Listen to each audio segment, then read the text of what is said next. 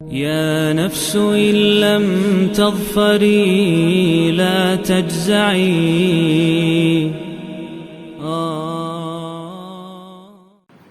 يا أيها الذين آمنوا لا تتخذوا اليهود والنصارى أولياء. جب رسول اللہ صلی اللہ علیہ وسلم ہجرت فرما کر مدینہ منورہ تشریف لے گئے، وہاں ایک صحابی ہیں جن کا نام ہے حضرت عبادہ بن صامت رضی اللہ تعالیٰ عنہ، اور ایک شخص ہیں ابن ابی بن سلول رئیس المنافقین، جو منافقوں کا سربراہ اور سردار ہے۔ ان دونوں کے تعلقات تھے، یہ حلیف تھے، معاہدہ تھا ان کا اور یہودیوں کے درمیان۔ یہود کے درمیان بنو قریظہ اور بنو نذیر، دو قبیلے وہاں، بلکہ تین قبیلے تھے یہودیوں کے مدینہ منورہ میں، ان سے ان دو آدمیوں کے تعلقات تھے، معاہدہ تھا، یہ حلیف تھے، جو اصطلاح میں بات استعمال ہوتی ہے حلیف یہودیوں کے۔ جب اسلام پھیلنا شروع ہوا اور خاص طور سے غزوہ بدر کا واقعہ پیش آیا، ہجرت کے دوسرے سال اللہ کے رسول صلی اللہ علیہ وسلم کامیاب ہوئے، دین کامیاب ہوا، اسلام کامیاب ہوا، تو کھل کر حضرت عبادہ بن صامت مسلمان ہو گئے، اسلام قبول کر لیا۔ ابن ابی بن سلول نے دل سے نہیں زبان سے اسلام قبول کر لیا اور مسلمانوں کے ساتھ ہو گیا، اور اسی نفاق کے اس انداز کو، اس کے طریقہ کار کو قرآن کریم میں ان الفاظ میں بیان کیا ہے، وَإِذَا لَقُوا الَّذِينَ آمَنُوا قَالُوا آمَنَّا وَإِذَا خَلَوْا إِلَىٰ شَيَاطِینِهِمْ قَالُوا إِنَّا مَعَكُمْ إِنَّمَا نَحْنُ مُسْتَهْزِئُونَ، کہ جب ایمان والوں سے ملتے تو کہتے ہم تمہارے ساتھ ہیں، اور جب اپنے لوگوں کے پاس ہوتے کہتے ہم تو تمہارے ساتھ ہیں۔ ابن ابی بن سلول نے یہ انداز اپنایا اور عبادہ بن صامت علی الاعلان مسلمان ہو گئے، اور انہوں نے یہود کے جس قبیلے سے ان کے تعلقات تھے، انہوں نے برات کا اظہار کیا، اعلان کر دیا کہ اب ہمارا تمہارا کوئی تعلق نہیں، تعلقات ہیں صرف دین کی بنیاد پر۔ اگر تم میں سے کوئی دین میں داخل ہوگا، اسلام قبول کرے گا، متبع سنت ہوگا، تو ہمارے تعلقات ہیں، اگر تم میں سے کوئی اس طرف نہیں آتا تو ہمارا تمہارا کوئی معاملہ نہیں۔ جو اسلام سے پہلے دور جاہلیت میں ہم نے آپس میں معاہدے کیے تھے وہ آج سے ختم۔ یہ اعلان کر دیا کس نے؟ کہ حضرت عبادہ بن صامت نے۔ اور ابن ابی بن سلول جو تھا اس نے اس بات کو تسلیم نہیں کیا، بلکہ وہ دل میں منافق رہا، ظاہری طور پر مسلمان تھا، جب ادھر جاتا تو ان سے بھی تعلقات اچھے رکھتا، جب ادھر آتا تو ان سے بھی اچھے تعلقات رکھتا، اور جو اس نے باتیں کی وہ باتیں ان آیات میں بیان ہوئی ہیں۔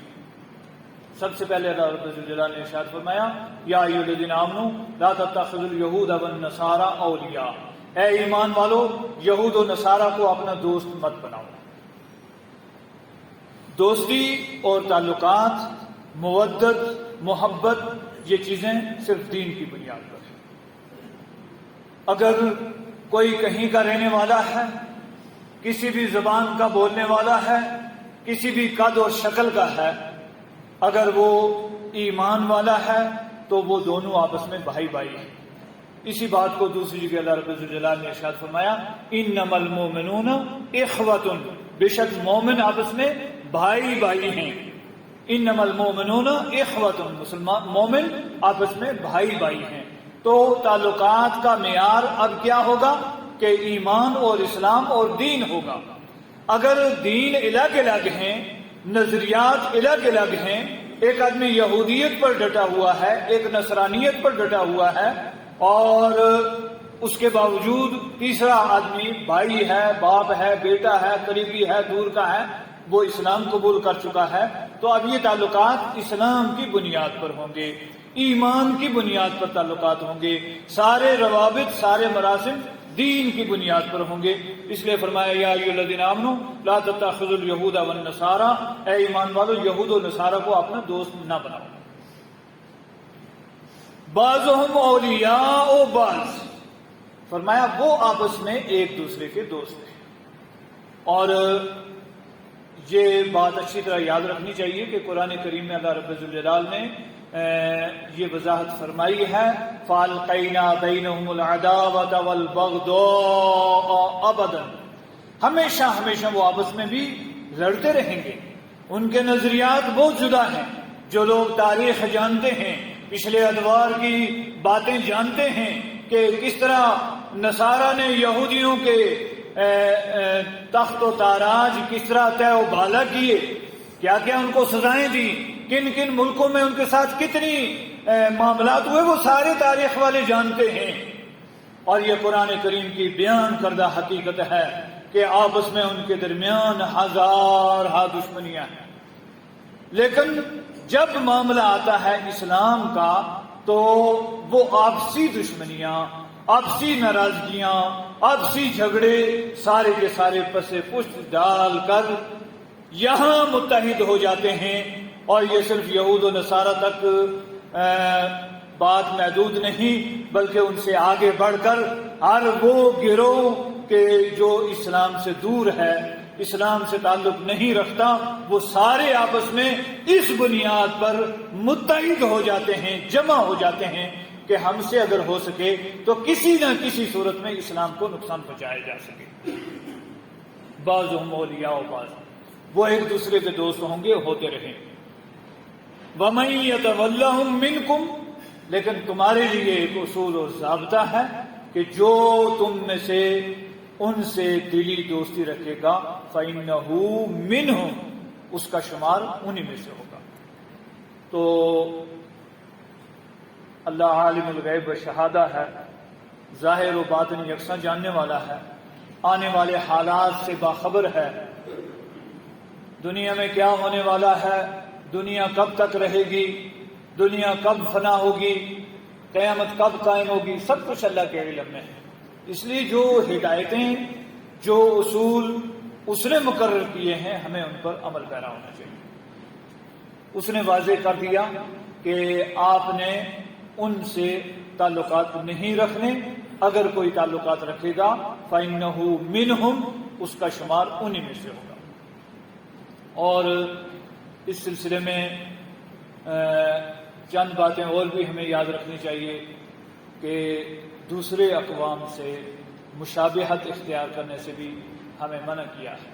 اللہ کے رسول صلی اللہ علیہ وسلم نے ارشاد فرمایا من تشبہ بقوم فہو منہم، جو جس قوم سے مشابہت اختیار کرے گا اس کا حشر انہی کے ساتھ ہوگا قیامت کے دن۔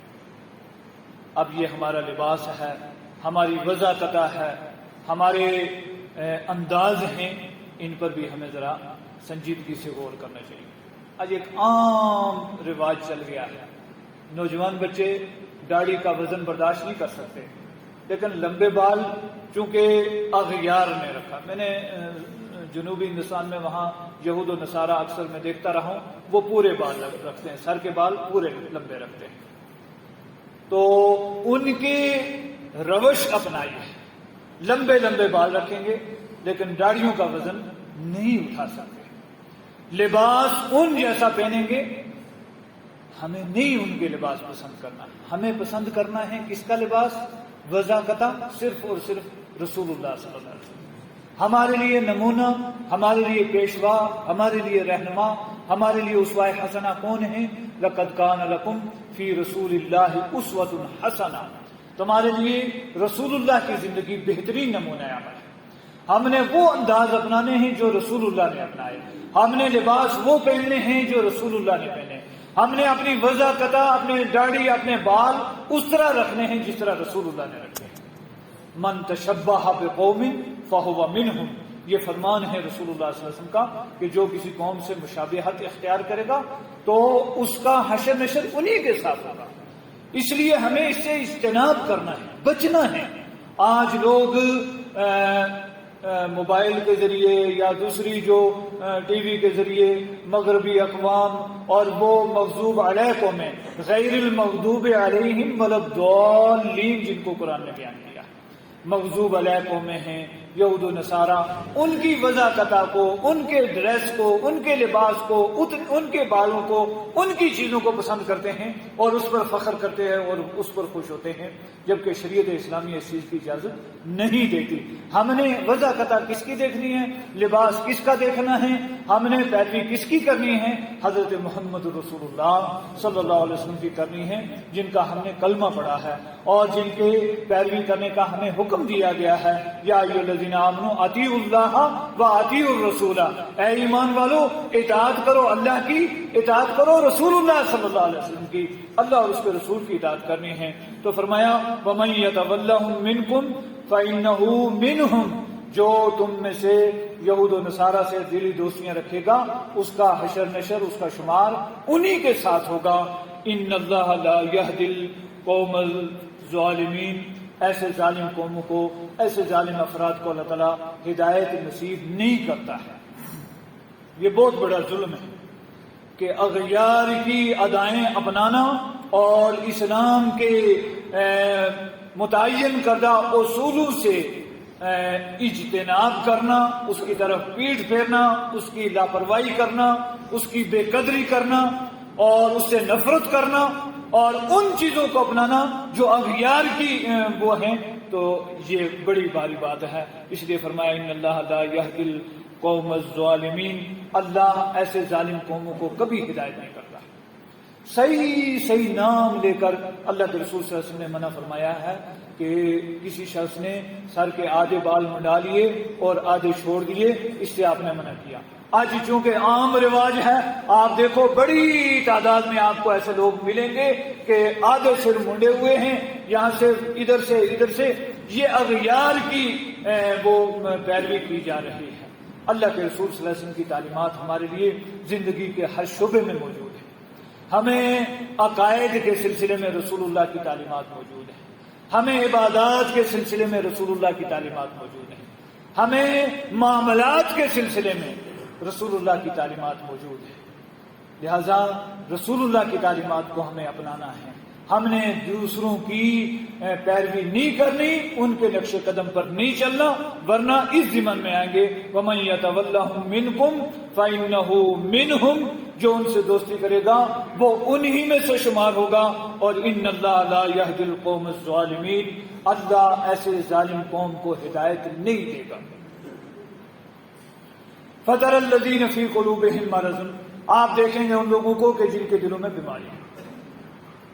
اس سے مراد وہ منافق ہیں اور خاص طور سے ابن ابی بن سلول ہے، جس نے یہ کہا اور یہ طریقہ اپنایا.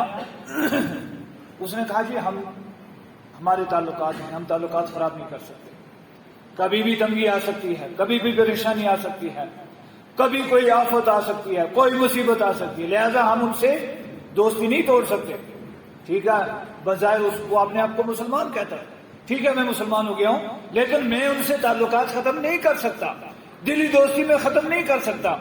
فرمایا فَتَرَى الَّذِينَ فِي قُلُوبِهِم مَّرَضٌ يُسَارِعُونَ فِيهِمْ، آپ دیکھیں گے ان لوگوں کو کہ جن کے دلوں میں نفاق ہے، بیماری ہے. بیماری دوسری جگہ اللہ نے فرمایا فی قلوبہم مرض فزادہم اللہ مرضا، ان کے دلوں میں بیماری ہے، ان کے دلوں میں نفاق ہے، اللہ نے اس نفاق کو بڑھایا. چونکہ اس نفاق کی وضاحت کی، ان کو شرمندہ کیا، سب کو پتہ چل دیا کہ یہ بھی منافق ہے، یہ بھی منافق ہے، یہ بھی منافق ہے. فرمایا فی قلوبہم مرض فزادہم اللہ مرضا، ان کے دلوں میں بیماری ہے، اللہ نے اس بیماری میں اضافہ کر دیا. اور وَلَهُمْ عَذَابٌ عَلِيمٌ بِمَا كَانُوا يَكْذِبُونَ، ان کے جھوٹ بولنے کی وجہ سے ان کے لیے دردناک عذاب اللہ رب الجلال نے بیان فرمایا. تو فرمایا فَتَرَى الَّذِينَ فِي قُلُوبِهِم مَّرَضٌ، آپ دیکھیں گے ان لوگوں کو کہ جن کے دلوں میں بیماری ہے، یعنی نفاق ہے. يُسَارِعُونَ فِيهِمْ، ان میں گھسنے کی کوشش کرتے ہیں، ان میں داخل ہونے کی جلد بازی کرتے ہیں، ان کے ساتھ تعلقات بنانے کی تگودو کرتے ہیں، اور یہ چاہتے ہیں کہ ہم ان کے ساتھ شانہ بشانہ چلیں۔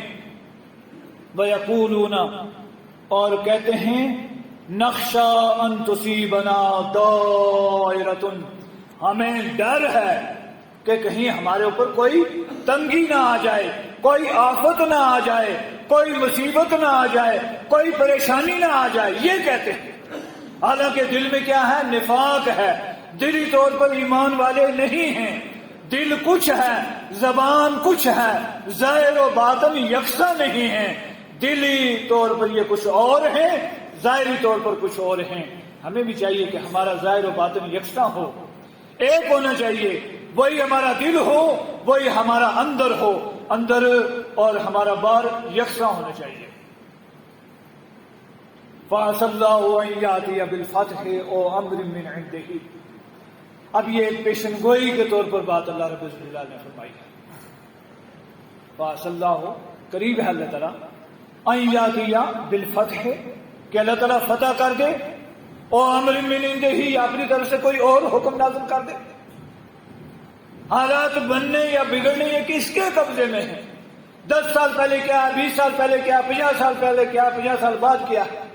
وہاں تو رسول اللہ صلی اللہ علیہ وسلم کی حیات طیبہ نہایت مختصر گزری، نبوت اور رسالت کی صرف 23 سال نبوت کے وہ ہیں ایام، اور ان میں سے بھی مکی دور 13 سال گزر گئے۔ اب یہ مدنی دور کے کتنے؟ 10 سال ہیں۔ 10 سال کے اندر اندر کایا پلٹ سکتی ہے۔ فَعَسَى اللَّهُ، قریب ہے اللہ تعالیٰ، أَن يَأْتِيَ بِالْفَتْحِ، کہ اللہ تعالیٰ فتح لے آئے، اور امر من عنده، اپنی طرف سے کوئی اور حکم لے آئے۔ اللہ کے سامنے کیا مشکل ہے؟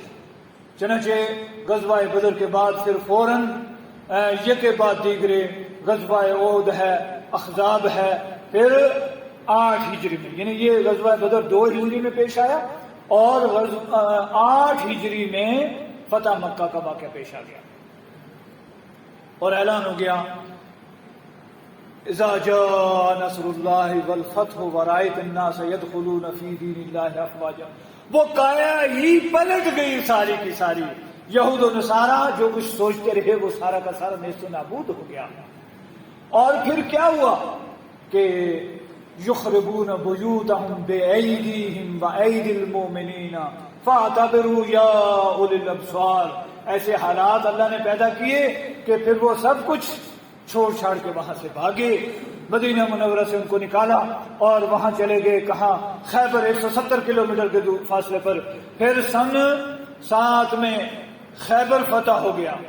جب خیبر فتح ہو گیا تو اب خیبر سے بھی ان کو جانا پڑا، پھر جزیرہ عرب سے ہی ان کو ہاتھ پیر دھونے پڑے۔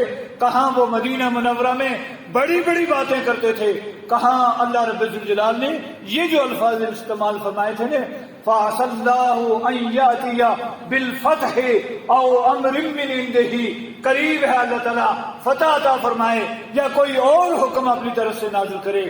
تو اس کے مطابق ان کو یہودیوں کو مدینہ منورہ سے جلا وطن ہونا پڑا، خیبر سے نکلنا پڑا، پھر جزیرہ عرب سے نکلنا پڑا، اور وَضُرِبَتْ عَلَيْهِمُ الذِّلَّةُ وَالْمَسْكَنَةُ وَبَاءُوا بِغَضَبٍ مِّنَ اللَّهِ۔ یہ ساری باتیں اللہ رب الجلال نے قرآن کریم میں بیان فرمائی ہیں۔ فَيُصْبِحُوا عَلَىٰ مَا أَسَرُّوا فِي أَنفُسِهِمْ نَادِمِينَ، یہ جو کچھ اپنے دلوں میں چھپا رہے ہیں اس پر ایک دن شرمندے ہوں گے۔ اور پھر شرمندگی ہوتی ہے جب ملک اپنے پاس سے چلا جائے، سارا اقتدار چلا جائے، اپنے گھر بار سب کچھ چھوڑ کر وہاں سے جانا پڑے، تو پھر شرمندگی کے علاوہ کچھ نہیں ہوتا۔ اور قرآن سچا ہے، اللہ کا فرمان سچا ہے، اللہ کا پیغام سچا ہے، اللہ کی حکمتیں سچی ہیں، جو اللہ چاہتا ہے وہ ہوتا ہے، اس لیے اللہ کے حکموں کو ماننا ہے۔ وَيَقُولُ الَّذِينَ آمَنُوا أَهَٰؤُلَاءِ الَّذِينَ أَقْسَمُوا جَهْدَ أَيْمَانِهِمْ، فرمایا ایسا وقت آئے گا کہ یہ ایمان والے پھر یہ کہنے کی جرت کریں گے، یہ کہہ سکیں گے کہ یہی وہ لوگ ہیں جو پکی قسمیں کیا کرتے تھے، بڑی بڑی قسمیں کیا کرتے تھے کہ ہم تمہارے ساتھ ہیں، ہم یہ ہیں، ہم وہ ہیں۔ وَيَقُولُ الَّذِينَ آمَنُوا أَهَٰؤُلَاءِ الَّذِينَ أَقْسَمُوا بِاللَّهِ جہد ایمانہم انہم لمعکم، کہ پھر مومنوں کو یہ کہنے کی فرصت ملے گی، جرت ملے گی، موقع ملے گا، حالات بنیں گے کہ وہ یہ کہیں گے یہی وہ لوگ ہیں، یہی وہ لوگ ہیں جو اپنی طاقتوں کا مظاہرہ کرتے تھے، اپنی باتوں کا مظاہرہ کرتے تھے۔ مدینہ منورہ میں یہودیوں کے پاس سارے کاروبار تھے، سارا پیسہ ان کے پاس تھا، بڑی دولت ان کے پاس تھی، وہ سود در سود، نسل بعد نسل، سارا ان کے پاس تھا، اس پر بڑا ان کو فخر تھا، غرور تھا، گھمنڈ تھا، سب کچھ تھا۔ لیکن اللہ رب الجلال نے فرمایا کہ اللہ چاہے تو ان قریب حالات بدل سکتا ہے، وہ بدلتا ہے، ہمارا ایمان مضبوط ہونا چاہیے۔ پھر وہ لوگ جو ایمان والے ہیں وہ یہ کہہ سکیں گے، یہی وہ لوگ ہیں جو قسمیں کھا کھا کر یہ کہتے تھے انہم لمعکم، کہ یہ تمہارے ساتھی ہیں، تو یہ تمہارے ساتھی نہیں نکلے۔ خبطت اعمالہم، ایسے لوگوں کے اعمال برباد ہو گئے، فاصبحوا خاسرین، اور یہ نقصان اٹھانے والے ہو گئے، فاصبحوا خاسرین، یہ نقصان اٹھانے والے۔ پھر وہ دیکھا لوگوں نے کہ کچھ نقصان دنیا پر بھی اٹھایا، اور آخرت کا خسارہ، اصل خسارہ آخرت کا خسارہ ہے۔ دنیا دوستو گزر جاتی ہے، دنیا گزر جاتی ہے، ہمیں اپنی آخرت کو برباد نہیں کرنا چاہیے۔ میں نے وہ دیکھ رہا تھا، پڑھ رہا تھا میں، ایک عطا ترک کا نام سنا ہوگا، سارے جانتے ہیں، اپنے دور اقتدار میں اس نے بڑا کچھ کیا ہے، اور وہ پوری تاریخ ہے کہ کس طرح اس نے اقتدار حاصل کیا، کس طرح اس ایک عثمانی خلافت کے ٹکڑے اس نے کیے جہاں 40 ملک وجود میں آئے۔ پھر ایک وقت ایسا وقت آیا کہ اس کے جسم میں کیڑے پڑے۔ ایک دور وہ تھا کہ جس میں اس نے ظلم کی کوئی انتہا باقی نہیں چھوڑی تھی۔ نعوذ باللہ اس نے عربی پڑھنے پر پابندیاں لگائی، قرآن کریم کی تلاوت پر پابندیاں لگیں، ہزاروں لاکھوں علماء کو پھانسیاں دی گئیں، اور مساجد کو میوزیم میں تبدیل کیا، اور پھر اور جو اس سے ہو سکتا تھا، یہاں تک کہ نعوذ باللہ اس نے رسول اللہ کی ذات پر بھی جملے کسے، آپ کی شان میں بھی گستاخیاں کی۔ پھر ایک وقت آیا کہ اس کے جسم میں کیڑے پڑے، اور وہ لال قسم کے، وہ بتایا تاریخ دا کہ لال قسم کے چھوٹے چھوٹے کیڑے تھے، اور اتنے باریک تھے کہ دوربین کے بغیر وہ نظر نہیں آ رہے تھے، اور کوئی شخص پھر اس کے قریب نہیں آ رہا تھا، اور 2 سال اسی پوزیشن میں اس نے گزارے، اور وہ نشان عبرت بنا۔ خاسرت دنیا والآخرہ، آج اس کا اقتدار باقی نہیں رہا، وہ ملک، وہ قوم، وہ بلادری، وہ فوج، وہ سب کچھ اس سے چلا گیا، اور آخرت بھی برباد ہوگی۔ فاصبحوا خاسرین، یہاں فرمایا یہ خسارے کا سودا ہے۔ ہمیں یہ سمجھایا جا رہا ہے، یہ قرآن کی آیتیں امم سابقین کے واقعات ہمارے سامنے اسی لیے بیان کیے جاتے ہیں کہ ہم سدھر جائیں، سمجھ جائیں، ہم خسارے کا سودا نہ کریں، دنیا کا بھی خسارہ اور آخرت کا بھی خسارہ۔ یہ فرمایا ذالک هو الخسران المبین، یہ اعلانیہ گھاٹا ہے، یہ واضح خسارہ ہے، دنیا کا بھی خسارہ، آخرت کا بھی خسارہ۔ ہم اس سے بچ جائیں، ہم واپس لوٹیں، مکمل کس چیز کی طرف لوٹیں کہ جناب محمد رسول اللہ صلی اللہ علیہ وسلم کی اتباع اور اطاعت کی طرف لوٹیں، آپ کے فرامین کی طرف لوٹیں، آپ کی تعلیمات کی طرف لوٹیں، اور جو قرآن کریم نے یہ کہا ہے لَقَدْ كَانَ لَكُمْ فِي رَسُولِ اللَّهِ أُسْوَةٌ حَسَنَةٌ، کہ تمہارے لیے رسول اللہ کی زندگی بہترین نمونہ عمل ہے، ہم اس کو اپنانے کی کوشش کریں۔ یہ ان آیات کا مختصر خلاصہ ہے۔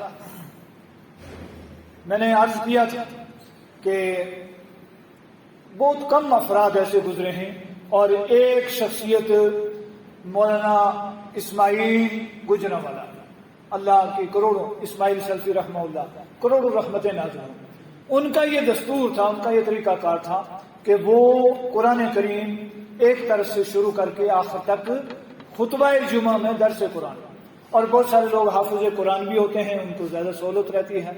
مجھے اللہ نے اس چیز سے محروم رکھا، اپنی کوتاہیاں ہیں، تو قرآن سامنے رکھ کر شرف حاصل کرنے کے لیے 2-4 آیتیں اور ان کا مختصر خلاصہ یہ آپ کے سامنے رکھا جاتا ہے۔